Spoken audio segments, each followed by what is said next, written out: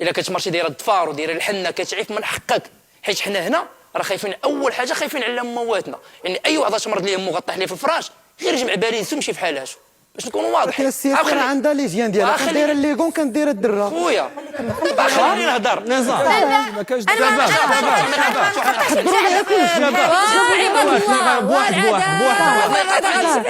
بواحد صراحه تقال واحد يحكم على الحق. انا براسي مشيت عنده وقلت لها اسمح لي اخويا هضر خويا سفيان. عنده دير الزيف ديالها واللي قالت قالت لي واخا ما جاو عندها اللي قالت الزيف تدازت نص ساعه